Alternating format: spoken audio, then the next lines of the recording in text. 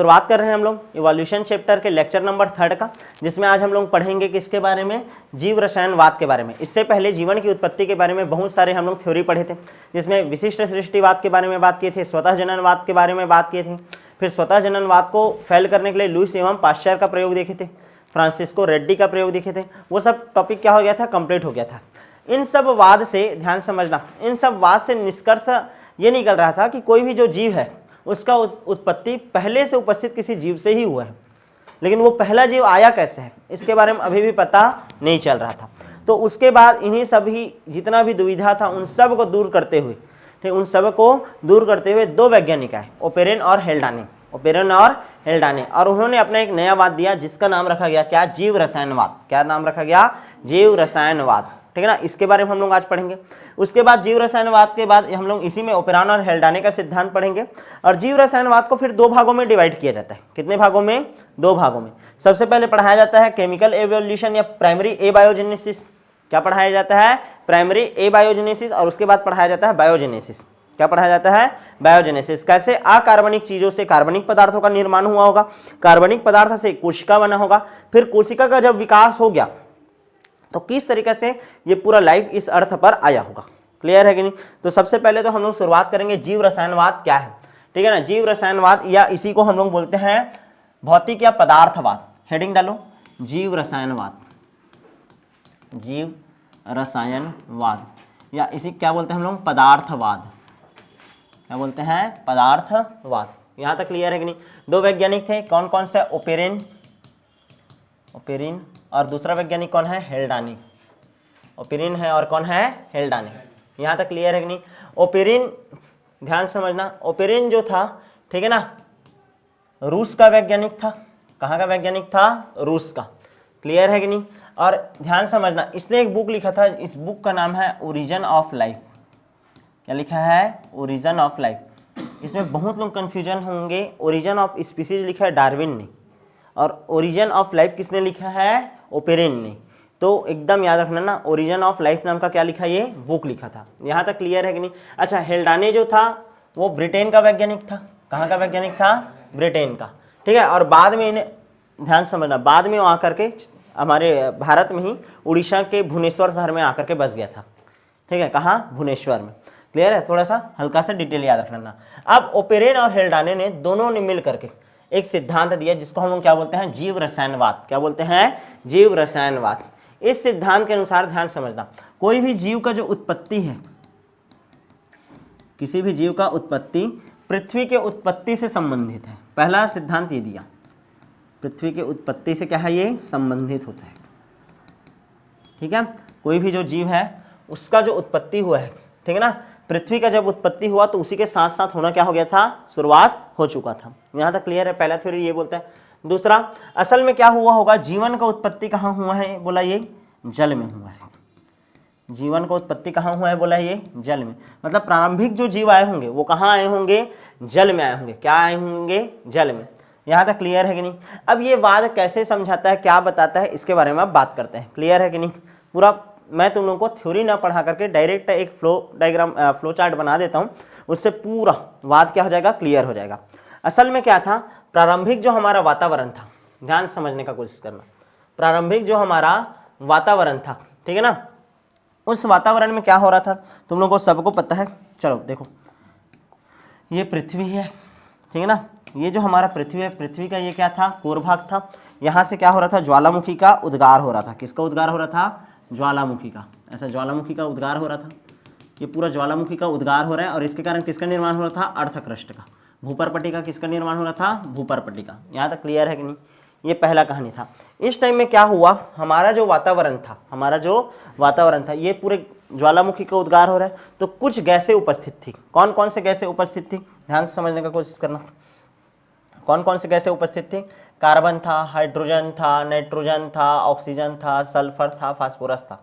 ये कोई भी आणविक स्वरूप में है क्या, अभी नहीं, ठीक है ना। ये सारे गैसें प्रारंभिक वातावरण में थी, ठीक है। पृथ्वी आग का गोला था, ऐसा बोला जाता है, ठीक है। पृथ्वी आग का गोला था, चारों ओर ये सारे गैसें थी, ठीक है ना। इसी टाइम में क्या हो रहा था, बिजली भी चमकता था। ध्यान से समझने का कोशिश करो, बिजली भी चमक रहा है, ठीक है ना। ऐसा टाइप का कहानी देखो, बिजली चमकने का नहीं बना रहा है यार ये डायग्राम, AI, ठीक है। ध्यान दो, ऐसा समझो कि बिजली वगैरह ऐसे कड़क रहा था उसी टाइम में, ठीक है, ये देखो इस टाइप से, ठीक, ध्यान से समझने की कोशिश करो, ये ऐसा बिजली भी चमक रहा था बार बार, ठीक है, ये देखो इस टाइप से है,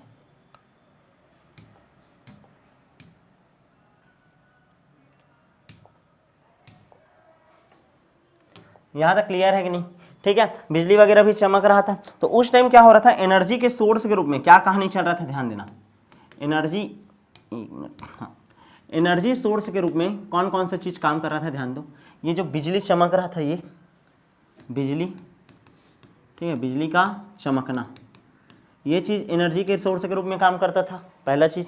दूसरा चीज़, यहाँ पास ध्यान से समझना, यहाँ पास जो तुम्हारा टेम्परेचर है, ठीक है ना, ज्वालामुखी उद्गार के कारण जो टेम्परेचर है वो भी एनर्जी सोर्स का काम करता था। समझ आ रहा है कि नहीं, ध्यान देना, बिजली चमक रहा है वो, ठीक है, इसका जो आपका हाई टेम्परेचर है वो, और सूर्य से आने वाला क्या, अल्ट्रावायलेट रेस, क्या, अल्ट्रावायलेट रेस, उसको भी बना देते हैं, ये सूर्य से आने वाली क्या है, UV rays, ultraviolet rays. Energy के कितने सोर्सेस थे, 3 सोर्स, ठीक ना। तो इन एनर्जी सोर्स के कारण ये जितने भी मॉलिक्यूल हैं ये पहले मिले होंगे और पहले अकार्बनिक अणु बनाए होंगे, क्या बनाए होंगे, अकार्बनिक अणु, ठीक है ना, ये गैसें हैं, ये आपस में मिले होंगे और क्या बनाए होंगे, अकार्बनिक अणु, कार्बनिक नहीं बना है, पहले क्या बना है, अकार्बनिक अणु। पहला अकार्बनिक अणु बना था NH3, मोस्ट टाइम की क्वेश्चन, सबसे पहले क्या बनाया, नाइट्रोजन और हाइड्रोजन मिला होगा और क्या बनाया होगा, अमोनिया बनाया होगा, क्या बनाया होगा, अमोनिया, यहाँ तक क्लियर है, अमोनिया बना होगा। उसी टाइम में जल भी बना होगा, हाइड्रोजन और ऑक्सीजन मिले होंगे तो जल बना दिए होंगे, उसी टाइम में हाइड्रोजन भी बन गया होगा, उसी टाइम में आपका CO2 गैस भी बन गया होगा। समझ आ रहा है कि नहीं, लेकिन सबसे पहले कौन बना है, अमोनिया।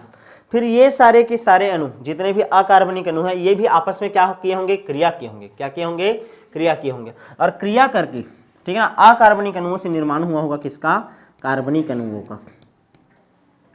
किसका निर्माण हुआ है, बोल रहा है, कार्बनिक अणु का। कार्बनिक अणुओं में किसका निर्माण हुआ होगा, सबसे पहले बना होगा कौन, मीथेन गैस।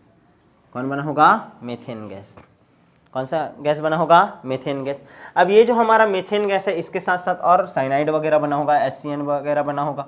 समझ आ रहा है नहीं, और जहाँ मीथेन बन गया, तुमको पता है मीथेन से हम लोग एथेन भी बना सकते हैं, एथिलीन बना सकते हैं, मेथी, समझ आ रहा है कि नहीं, एसिटिलीन भी बना सकते हैं। जितना भी कार्बनिक यौगिक है उनका फॉर्मेशन अब किया जा सकता था।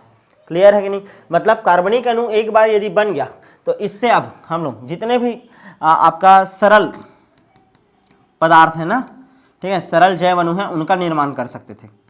सरल जैव अणु जैसे कि क्या क्या हो सकता है, मोनोसेक्राइड हो गया, मोनोसेक्राइड हो गया, और क्या बन सकता था, अमीनो अम्ल है, उसका फॉर्मेशन हो सकता था, नाइट्रोजनी क्षारक है, नाइट्रोजनी बेस है, इसका फॉर्मेशन हो सकता था। समझ आ रहा है कि नहीं, इन सब अणु का क्या होने लग गया, फॉर्मेशन होने लग गया, फैटी एसिड बनने लग गया, ग्लिसरॉल बन गया, इन सब का फॉर्मेशन होना शुरू हो गया। क्लियर है कि नहीं, फिर ये सारे के सारे मिले होंगे, क्लियर है कि नहीं, और ये मिल करके पहले क्या बनाए होंगे, सिंपल शुगर बनाए होंगे, सामान्य शर्करा बनाए होंगे, सामान्य शर्करा के साथ साथ ये क्या बना दिए होंगे, RNA पहले बना है, क्या बना है, RNA बना होगा, फिर क्या बना होगा, DNA बना होगा, क्या बना होगा, फिर प्रोटीन बना होगा। समझ आ रहा है कि नहीं, DNA RNA प्रोटीन, फिर क्या बना होगा, वसा बना होगा।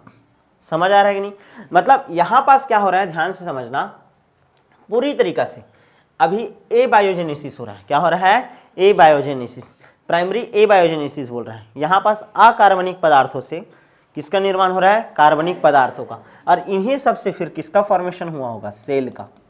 किसका फॉर्मेशन हुआ होगा, सेल का, और सेल के बाद का जो पूरा कहानी है इसको हम लोग बोलते हैं क्या, बायोजेनेसिस। क्या बोलते हैं, बायोजेनेसिस।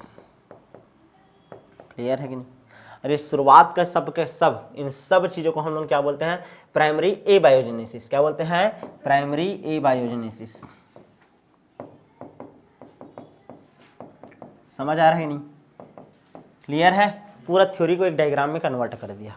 यहाँ तक क्लियर है कि नहीं, अब इसको तुम लोग आराम से एक एक करके पढ़ सकते हो। कैसे एक एक करके पढ़ सकते हैं, ओपेरॉन और हेल्डाने का, ये हो गया क्या, थोड़ा सा, ठीक है, ये देख लो, फोटो ले लो, चलो आगे बढ़े, हो गया, ध्यान दो। तो इन सब अणुओं का निर्माण हो गया है, ठीक है ना। अब इसी को तुम जब लिखोगे थ्योरी में, बुक में, ठीक है ना, तो कैसे कैसे लिख सकते हो, देखो सबसे पहले क्या हुआ है, बोल रहा हूँ मैं, प्राइमरी एबायोजेनेसिस हुआ है। क्या बोल रहा हूँ मैं, प्राइमरी एबायोजेनेसिस। तो प्राइमरी एबायोजेनेसिस में क्या क्या चीज़ हुआ है, मैं अभी तुम लोगों को बताया हूँ। सबसे पहले क्या हुआ होगा, प्राथमिक जो पृथ्वी था उसका वातावरण कैसा था, इसके बारे में बात की। प्राथमिक पृथ्वी का जो वातावरण था उसमें क्या थी, गैसें थी, हाइड्रोजन था, कार्बन था, नाइट्रोजन था, समझ आ रहा है कि नहीं। ऑक्सीजन नहीं है, इसको हटा ही दो, ठीक है, नहीं तो तुम लोग कंफ्यूज हो गए। ऑक्सीजन O के फॉर्म में, O2 के फॉर्म में नहीं है, ऐसा वाला समझो। ये सब प्रारंभिक वातावरण था और बहुत ज़्यादा क्या था, ताप था, ठीक है, बिजली बार बार चमक रहा था, बिजली गिर रहा था बार बार, ठीक है, अल्ट्रावायलेट रेस आ रहा था, ये सब था। तो प्रारंभिक वातावरण का तुम लोग निष्कर्ष निकाल सकते हो, यहाँ तक क्लियर है कि नहीं। फिर क्या हुआ होगा, ये सब मिले होंगे, मिल करके किसका निर्माण किए थे, अमोनिया का निर्माण किए, जल वाष्प का निर्माण किए होंगे, फिर पानी गिरा होगा, फिर गर्म था, फिर वाष्प बना, फिर पानी गिरा, समझ आ रहा है कि नहीं। और महासागरों का क्या हुआ होगा, निर्माण हुआ होगा। पहला पॉइंट ऐसा लिख सकते हो प्राइमरी एबायोजेनेसिस का। फिर दूसरा पॉइंट तुम लोग क्या लिख सकते हो, सरल यौगिक का उत्पत्ति हुआ होगा।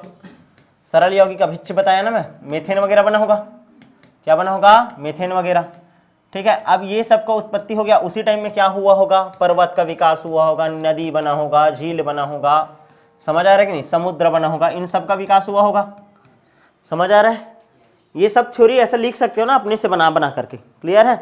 उसके बाद क्या हुआ होगा, ध्यान दो, जटिल यौगिक का निर्माण होगा। पहले सरल यौगिक बने, फिर क्या बने हैं, जटिल यौगिक। अब तुम लोगों को जटिल यौगिक पता है, जैसे कि ये CH है, फिर ये CH है, क्या बनाया होगा, एसिटलिन बना सकता है, क्या बना सकता है, एसिटलिन, समझ आ रहा है ना। तो वो सब लिख सकते हो यार तुम लोग, जटिल यौगिक का निर्माण हुआ होगा। ऐसा ही क्या हुआ होगा, एक अमीनो एसिड, ऐसा बहुत सारा अमीनो एसिड लगातार जुड़ते गया होगा, किसका निर्माण कर दिया होगा, प्रोटीन का निर्माण कर दिया होगा, समझ आ रहा है ना। नाइट्रोजनी क्षारक था, फास्फेट आयन के साथ जुड़ गया होगा, शुगर के साथ जुड़ गया होगा, समझ आ रहा है कि नहीं। और किसका निर्माण कर दिया होगा, आपका RNA का निर्माण कर देगा, समझ आ रहा है। तो जटिल यौगिकों का क्या हुआ होगा, निर्माण। अभी डायग्राम में बताया था ना मैं ये सब, यहाँ तक क्लियर है कि नहीं। अब इन सब का निर्माण हो गया था, अलग अलग हाइड्रोकार्बन वगैरह सब का निर्माण हो गया, क्लियर है।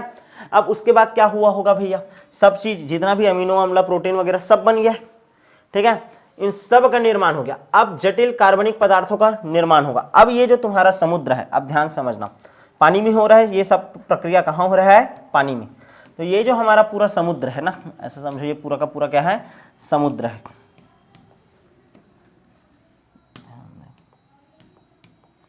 ठीक, ध्यान दो,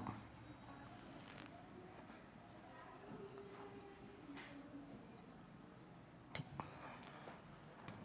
ये देखो, ये पूरा क्या है, समुद्र है ना। अब ये समुद्र में क्या बन गया है, हमारा जटिल कार्बनिक यौगिक, जितना भी अमीनो एसिड है, पॉलीसेकेराइड है, ये सब है। और टेम्परेचर क्या है, बहुत ही ज़्यादा हाई है। तो हमको क्या लगेगा, जितना भी हमारा कार्बनिक पदार्थ है, ये कार्बनिक पदार्थ वगैरह है सब, ठीक है, जिन सब का निर्माण हो चुका है, ये कैसा दिखाई देगा, उबलते हुए दिखाई देगा।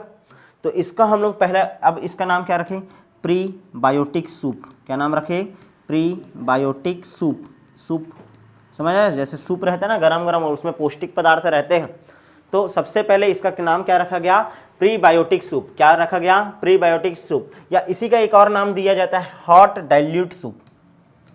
हॉट डाइल्यूट सूप, क्या बोला गया, हॉट डाइल्यूट सूप। यहाँ तक क्लियर है कि नहीं। फिर इसमें ध्यान से समझना, इसमें क्या क्या उपस्थित था करके आ जाएगा प्रीबायोटिक सूप में। क्या होता है प्रीबायोटिक सूप, चलो बताओ, कोई परिभाषा दे सकते हो।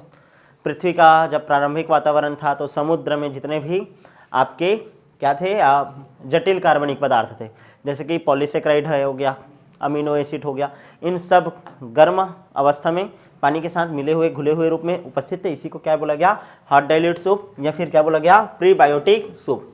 यहाँ तक क्लियर है कि नहीं।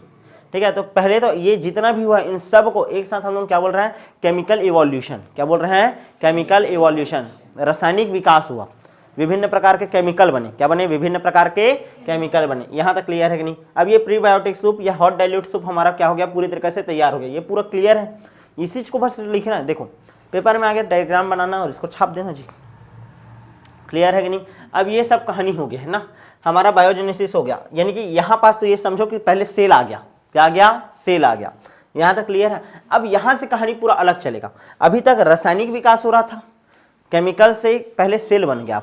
अब सेल बनने के बाद और नया नया सेल बनाना पड़ेगा हमको, ठीक है ना। अभी नॉर्मल एक कोशिका बना होगा, अब चलेगा क्या, कार्बनिक विकास। क्या चलेगा, कार्बनिक विकास। तो ओपेरॉन और हेल्डाने के अनुसार पहले कौन सा विकास होता है, रासायनिक विकास। उसके बाद कौन सा विकास होता है, कार्बनिक विकास। तो बी करके पॉइंट हेडिंग डालो। अब क्या पढ़ेंगे हम लोग, कार्बनिक विकास। क्या पढ़ रहा है, कार्बनिक विकास। या इसी को ही हम लोग बोलते हैं क्या, जैविक विकास। क्या बोलते हैं, जैविक विकास या जैव विकास। क्लियर है कि नहीं, क्या बोलते हैं, जैव विकास। इसी कारण सिद्धांत का नाम क्या है, जैव रसायनवाद।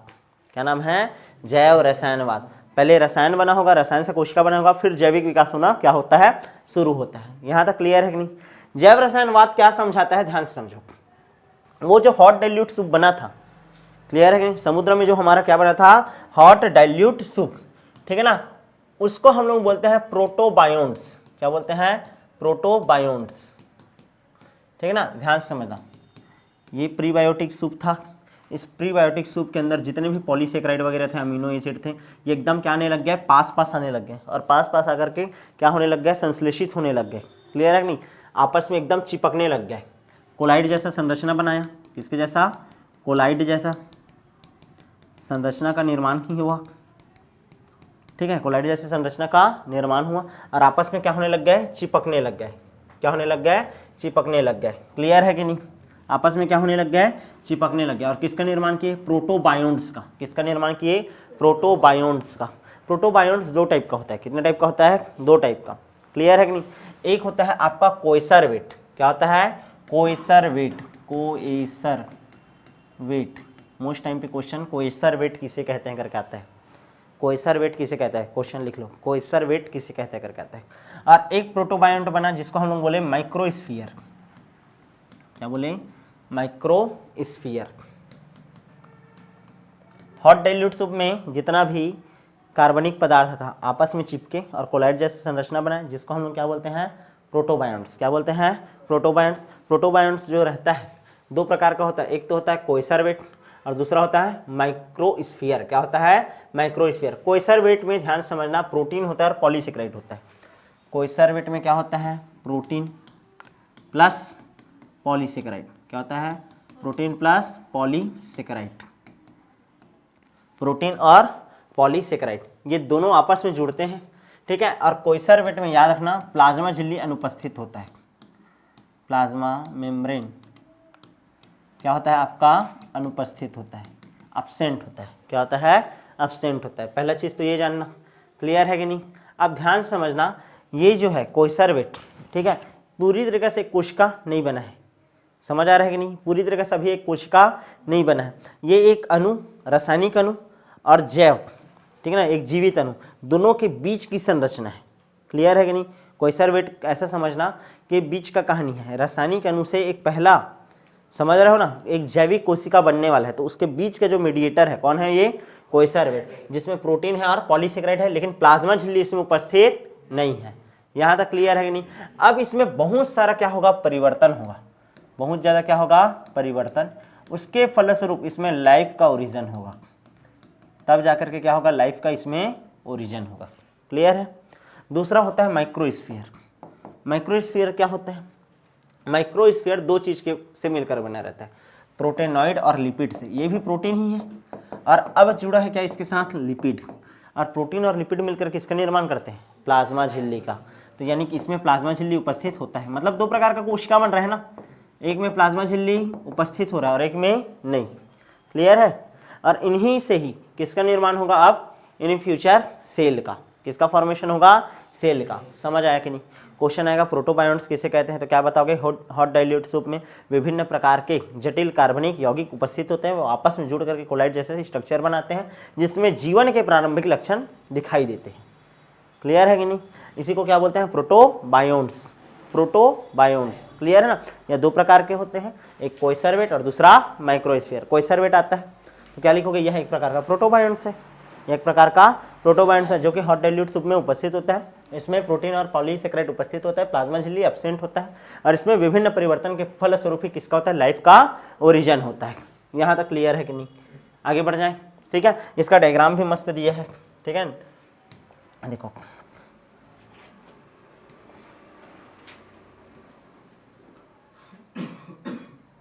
ये देखो, ठीक, ध्यान से समझने का कोशिश करना। ये समुद्र है, प्रीबायोटिक मॉलिक्यूल, इसमें जितना भी आरएनए है, पॉलीसेकेराइड है, न्यूक्लिक एसिड है, ये सब उपस्थित है ना। और ये किसका निर्माण कर रहा है, प्रोटोबायोन्ट्स का। किसका निर्माण करते हैं, प्रोटोबायोन्ट्स का। प्रोटोबायोन्ट्स कितने टाइप के होते हैं, दो टाइप के। एक होता है, ध्यान से समझना, एक होता है कोएसरवेट और एक होता है आपका माइक्रोस्फीयर। क्या होता है? माइक्रोस्फीयर। कोइसरवेट के बारे में ओपेरन ने बताया था। किसने बताया था? ओपेरोन ने। और माइक्रोस्फीयर के बारे में सिडनी फॉक्स नामक वैज्ञानिक ने बताया था। किसने बताया था? Sydney fox. क्लियर है ना? कोइसरवेट जो रहता है उसमें प्रोटीन रहता है और पॉलीसेकेराइड रहता है। क्या रहता है? प्रोटीन और पॉलीसेकेराइड। लेकिन जो माइक्रोस्फीयर रहता है उसमें प्रोटीनॉइड और लिपिड रहता है, मतलब प्रोटीन और लिपिड रहता है। क्लियर है? इसमें प्लाज्मा झिल्ली क्या है? उपस्थित होता है। इसमें प्लाज्मा झिल्ली क्या होता है? उपस्थित। लेकिन इसमें प्लाज्मा झिल्ली उपस्थित नहीं होता। क्लियर है? अब ये कोइसरवेट जितने भी है ना आपस में आसपास पास आकर के चिपकने लग जाएंगे और चिपक करके किसका निर्माण करेंगे? प्रारंभिक कोशिका का। किसका निर्माण करेंगे? प्रारंभिक कोशिका का। और उसमें उपापचयी क्रियाएं शुरू हो जाएगा। क्लियर है कि नहीं? शुरुआत होना शुरू हो गया। किसका? उपापचय क्रियाओं का। किसका? उपापचय क्रियाओं का। क्लियर है ना? उपापचय क्रिया मतलब समझ रहे ना, एक उपचय और एक अपचय। किसी चीज का निर्माण होगा और किसी चीज का विनाश होगा। तो निर्माण होते रहेगा तो भी एनर्जी प्रोडक्शन होगा, विनाश होते रहेगा तो भी एनर्जी का प्रोडक्शन होगा। ऐसा वाला कहानी शुरू हो रहा है। तो सबसे पहले किसका निर्माण हुआ है जैविक विकास में? चलो बताओ। प्रोटोबायोन्ट्स का। किसका? और कितने प्रकार के होते हैं ये? दो, एक कोइसरवेट और दूसरा माइक्रोस्फीयर। क्लियर है? आगे बढ़ जाए क्या? ठीक, आगे बढ़ते हैं। आप ध्यान से समझना, ये तो हो गया कहानी। इसके बाद का कहानी बहुत इंटरेस्टिंग है। अब मैं इसको पूरा डायग्राम से समझाऊंगा। डायग्राम बना बुनाया है हमारे पास, ध्यान से समझने का कोशिश करो। असल में क्या हुआ था, ठीक है, शुरुआत में जो कोशिका बना उसको वायु का जरूरत नहीं था, एनएरोबिक था, अवायवी था। क्या था? अवायवी था। क्या था? अवायवी। अवायवी कोशिका था। इसके अंदर भक्षकाणु, इसको भूख लगा होगा एक दिन, ठीक है, भूख लगा होगा तो ये क्या किया होगा? फैगोसाइटोसिस किया। क्या किया? फैगोसाइटोसिस। और कोई और दूसरा कोशिका रहा होगा, उस कोशिका को क्या कर दिया? खा दिया। ठीक है ना? अब ये जो कोशिका है, कोई भी कोशिका है, उसके अंदर डीएनए या आरएनए होता है। ठीक है, तो दूसरे कोशिका को खाया एक ऐसा कोशिका जिसके अंदर खुद का सर्कुलर डीएनए था। उसको जैसे ही खाया तो यहां पास फॉर्मेशन देखो, इस कोशिका के अंदर एक कोशिका चला गया, इस कोशिका के अंदर एक और दूसरा कोशिका चला गया और निर्माण हो गया आपका किसका? एनिमल सेल का। किसका फॉर्मेशन हो गया? एनिमल सेल का। यहां तक क्लियर है? लेकिन इसका भूख अभी मिटा था क्या? नहीं। तो एनिमल, ध्यान देना, यही माइटोकॉन्ड्रिया बना ना जिस बैक्टीरिया को खाया, और वो उसके में एनर्जी का प्रोडक्शन करने लगा। तेरा भूख तो मिटा दूंगा और एक और काम करूंगा, क्या? कि मैं ऊर्जा का क्या करूंगा? लगातार उत्पादन करूंगा। वैसे ही अब ये जो एनिमल सेल बन गया था, ध्यान समझना, ये जो एनिमल सेल बन गया था इसको फिर से भूख लगा होगा, तो ये एक ऐसे कोशिका को खाया जो कि, ध्यान समझना, जिसके पास कलर पिगमेंटेशन का गुण था, मतलब वो वर्णक उत्पन्न कर सकता था। ठीक है ना? मतलब एक ऐसा कोशिका को खाया जिसके पास क्लोरोप्लास्ट था। क्या था? क्लोरोप्लास्ट। क्लियर है नहीं? तो जैसे ही उसको खाएगा, ध्यान समझना, जैसे ही उसको खाया तो कौन सा सेल बन गया आपका? Plant cell. क्या बन गया? Plant cell. समझ आ रहा है कि नहीं? ठीक है, तो फैगोसाइटोसिस किया तो ये बन गया आपका कौन सा सेल? Plant cell. यहां तक का कहानी क्लियर है कि नहीं? ये वाला समझ आया? ठीक है, उससे पहले ये देखो, हम लोग क्या पढ़े? प्रोटोबायंट्स होता है। प्रोटोबायंट्स, ध्यान समझना, ये जो प्रोटोबायंट्स है इससे पहले, सबसे पहले अकोशिकीय जीव आए, नॉन सेल्यूलर लाइफ आया 3 बिलियन ईयर अगो, और ये एनएरोबिक कंडीशन में रहते थे, मतलब पहले वातावरण में वायु था क्या? नहीं। फिर क्या हुआ है, ध्यान समझने का कोशिश करना। फर्स्ट सेल्यूलर लाइफ आया 2 बिलियन ईयर अगो। अब अकोशिकीय जीव से क्या बन गया? कोशिकीय। मतलब यहां पर जब बात करें तो कोइसरवेट वगैरह का बात कर रहे हैं, और आज से 2 बिलियन वर्ष पूर्व क्या आया है? आपका सेल्यूलर लाइफ आया। अब ध्यान समझना क्या होगा। सबसे पहले कौन सा सेल बना? प्रोकैरियोटिक सेल बना।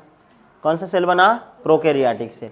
ये यूकैरियोटिक सेल वाला कहानी ये है ना, बाद में का है, ये सब बात का है, ध्यान से समझो।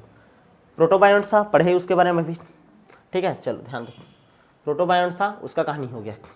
प्रोटोबायोन्ट से जब आगे बढ़े, ध्यान देना, प्रोटोबायोन्ट से जब आगे बढ़े तो पहले क्या बनाया है? प्रोकैरियोटिक कोशिका बनाया। क्या बनाया है? प्रोकैरियोटिक कोशिका। प्रोकैरियोटिक कोशिका में सबसे पहले जो बना है कीमोहेटेरोट्रॉप बना। लिखो, पहला क्या बना? कीमोहेटेरोट्रॉप। ठीक है ना? कीमोहेटेरोट्रॉप। सबसे पहला कौन सा कोशिका बना होगा? कीमोहेटेरोट्रॉप। कीमोहेटेरोट्रॉप। सबसे पहले कौन सा जीव आया? कीमोहेटेरोट्रॉप। ठीक है, ये अवायवी था, इसको वायु का जरूरत पड़ता नहीं था। क्या था? अवायवी था। ये जो कीमोहेटेरोट्रॉप रहता था, ठीक है ना, कीमोहेटेरोट्रॉप रहता था, वो क्या करता था? जितना भी ऑर्गेनिक कंपाउंड रहता था ना, उस ऑर्गेनिक कंपाउंड को क्या करता था? तोड़ता था, और उससे क्या देता था? एनर्जी देता था। क्या देता था? एनर्जी लेता था। क्लियर है कि नहीं? इसको ऑक्सीजन की जरूरत नहीं था। पहले विषमपोषी आया है। क्या आया है? विषमपोषी। कीमोहेटेरोट्रॉप आया। क्लियर है। उसके बाद केमिकल बेस्ड, फिर उसके बाद आया कीमो ऑटोट्रॉफ आया, ये हेट्रोट्रॉफ आया सबसे पहले, फिर कौन आया कीमो ऑटोट्रॉफ। वो क्या करता था, केमिकल रिएक्शन से एनर्जी निकालता था। पहला वाला जो था देखो प्रीबायोटिक सूप है जी, ये समुद्र है, समुद्र में पहला कोशिका आया, वो जो कोशिका है कैसा है बोल रहा हूँ मैं, कीमो हेट्रोट्रॉफ, मतलब यहाँ पास जितना भी कार्बनिक अणु था, ये समुद्र है ना, इसमें खाने पीने का चीज फुल है, तो पहले उसी चीजों को क्या करता था, फर्मेंटेशन करता था, किण्वन करता था और उससे एनर्जी प्राप्त करता था। क्लियर है कि नहीं, पहले एनर्जी प्राप्त कर लिया। अब उसके बाद एक और नए एडवांस टाइप के जीव आए, वो क्या बोला कि बाहर में फर्मेंटेशन नहीं कराऊंगा मैं, अपने शरीर के अंदर ही, ठीक है ना, केमिकल रिएक्शन कराऊंगा, उससे एनर्जी प्राप्त करूंगा। क्लियर है कि नहीं। तो उसके बाद अब आ गया क्या, पहले हेट्रोट्रॉफ था, रसायन बाहर में था, उससे एनर्जी प्राप्त करता था। अब अपने शरीर के अंदर रसायन का क्या करने लग गया, संश्लेषण, ऐसा वाला कहानी चला गया। अब बनेगा क्या, कीमो ऑटोट्रॉफ आया। हेट्रोट्रॉफ के बाद कौन आया है, कीमो ऑटोट्रॉफ। कीमो ऑटोट्रॉफ है, कौन है, कीमो ऑटोट्रॉफ। ये केमिकल रिएक्शन से एनर्जी का प्रोडक्शन करते थे, किससे, केमिकल रिएक्शन से। पहला वाला कैसे करता था, ऑर्गेनिक कंपाउंड रहता था समुद्र में जितना भी, उसका फर्मेंटेशन करता था, उससे एनर्जी बनाता था, ये केमिकल रिएक्शन करता था उससे। उसके बाद आया सिंपल फोटो ऑटोट्रॉफ, कौन है, सिंपल फोटो ऑटोट्रॉफ। मतलब पहला ऐसा जीव आया जो प्रकाश ऊर्जा का उपयोग करता था, किसका, प्रकाश ऊर्जा का, ठीक है ना। सिंपल ऑटोट्रॉफ है जो प्रकाश ऊर्जा का उपयोग करता था। क्लियर है कि नहीं, किसका उपयोग करता था, प्रकाश ऊर्जा का। लेकिन उसके पास ध्यान समझना, वो H2O का उपयोग नहीं करता था, वो किसका उपयोग करता था, H2S का। किसका उपयोग करता था, H2S का। समझ आ रहा है कि नहीं, किसका उपयोग करता था, H2S का। तुमको पता है प्रकाश संश्लेषण का जब अभिक्रिया होता है, तो प्रकाश संश्लेषण की अभिक्रिया में जो जल का अणु रहता है, उस जल के अणु को क्या किया जाता है, तोड़ा जाता है और उससे क्या मिलता है, ऑक्सीजन। लेकिन H2O यहाँ पास हाइड्रोजन डोनर है। हाइड्रोजन डोनर कौन है अभी, H2O। मान लो मैं H2O का यूज ना करके किसका कर रहा हूँ, H2S का, तो वातावरण में कौन सा गैस मुक्त होगा, सल्फर ना। समझ आ रहा है कि नहीं। तो पहले ऐसे जीवाणु आए जो H2S का उपयोग करते थे प्रकाश संश्लेषण में, यानी कि प्रकाश को ऊर्जा मिलता था, ठीक है, भोजन बनाने के लिए। देखो ध्यान से समझना, एक देखो CO2 है, ध्यान देना, CO2 है, H2O है, ठीक है ना, CO2 है और H2O है, ठीक है। आप ध्यान से समझना, इसका उपयोग करेंगे और हम लोग किसका निर्माण करेंगे, भोज्य पदार्थ का, C6H12O6 है, इसका उपयोग कर निर्माण कर रहे हैं। यहाँ पास ये हाइड्रोजन जो चाहिए, कार्बन और ऑक्सीजन है, इधर कार्बन और ऑक्सीजन, हाइड्रोजन कहाँ से मिल रहा है, पानी से। मैं पानी का उपयोग ना करके किसका कर रहा हूँ, H2S का कर रहा हूँ। क्लियर है कि नहीं। प्रकाश संश्लेषण, एक प्रकाश अभिक्रिया और एक अंधकार अभिक्रिया, ऐसे सब पढ़े थे ना, ठीक है, तो उसमें पूरा पढ़ाया जाता था। अब मैं क्या बोल रहा हूँ, ये जो हाइड्रोजन है वो H2O से निकलकर पहले किससे आता था, H2S से आता था। किससे आता था, लेकिन यहाँ पास इसमें कन्वर्ट करने के लिए जो एनर्जी था वो प्रकाश से ही आ रहे हैं ना, और ये अपना भोजन तो खुद बना रहे हैं ना भाई, पानी का बस यूज नहीं कर रहे हैं, वो किसका यूज कर रहे हैं, H2S का। तो पहले कैसे फोटो ऑटोट्रॉफ है, सिंपल फोटो ऑटोट्रॉफ, जो किसका उपयोग करते थे, आपका H2S का। किसका उपयोग करते थे, H2S का। लाइट एनर्जी का उपयोग करते थे, H2S का उपयोग करते थे, ठीक है ना, और पिगमेंट बनाते थे। क्लियर है। फिर उसके बाद फोटो ऑटोट्रॉफ आए। अब आए कौन, मेन फोटो ऑटोट्रॉफ। अब यहां पास कहानी आया साइनोबैक्टीरिया। सबसे पहले कौन सा जीवाणु आया है, साइनोबैक्टीरिया। कौन आया, साइनोबैक्टीरिया। वो बोला भैया मैं H2S यूज नहीं करूंगा, मैं किसको यूज करूंगा, H2O। किसको यूज करूंगा, H2O। और वातावरण में अब कौन सा गैस मुक्त हो गया, ऑक्सीजन। और जैसे ही ऑक्सीजन गैस मुक्त हुआ, बड़ा तगड़ा कहानी चला, ठीक है। ऑक्सीजन गैस जैसे ही मुक्त हुआ, वो जो ऑक्सीजन था वो मीथेन के साथ क्रिया किया। किसके साथ, मीथेन के साथ। और किस गैस का फॉर्मेशन कर दिया, CO2 का। किसका, CO2 का। क्लियर है कि नहीं, मीथेन के साथ क्रिया करेगा और किसका फॉर्मेशन कर दिया, CO2 का। वही ऑक्सीजन जो था वो अमोनिया के साथ क्रिया किया और वातावरण में चारों ओर किसका फॉर्मेशन कर दिया, नाइट्रोजन का। किसका, नाइट्रोजन का। वही ऑक्सीजन जो था, ठीक है, फिर और दूसरे ऑक्सीजन अणुओं के साथ क्रिया किया और किसका निर्माण कर दिया, ओजोन का। किसका, ओजोन का। अब ध्यान दो, नाइट्रोजन का सांद्रता बढ़ेगा, नाइट्रोजन न जलता है न जलने में सहायक, तो ऑक्सीकारक वातावरण बढ़ा। जितना भी टेम्परेचर हाई था तो कहीं भी आग लग सकता था, वो आग लगने वाला कंडीशन क्या हो गया, कम। CO2 बना, ग्रीन हाउस इफेक्ट बन गया, ठीक है, ओजोन परत बन गया, अल्ट्रावायलेट रेस से हमारा क्या होने लग गया, सुरक्षा होने लग गया पूरी तरीके से। अब जो वातावरण था, ऑक्सीजन के आने से वातावरण जो पहले रिड्यूसिंग था, अब वो क्या हो गया, ऑक्सीडाइज। क्लियर ना, ऑक्सीकारक हो गया, कैसे हो गया, ऑक्सीकारक, क्लियर है कि नहीं, ठीक है। तो प्रारंभिक वातावरण के कारण ही, ध्यान समझना, ऑक्सीकारक वातावरण के कारण ही, ध्यान समझना, ऑक्सीकारक वातावरण के कारण ही फोटो ऑटोट्रॉफ से फिर निर्माण किसका हो गया होगा, आपका हेटेरोट्रॉफ का, क्लियर है। विषमपोषी जीवों का निर्माण होना क्या हो गया, शुरू हो गया, समझ आया कि नहीं। तो ये सब किसके कारण हुआ, ऑक्सीजन के आने से, और इसी को बोला जाता है ऑक्सीजन क्रांति। क्या बोला जाता है, ऑक्सीजन क्रांति, क्लियर है कि नहीं।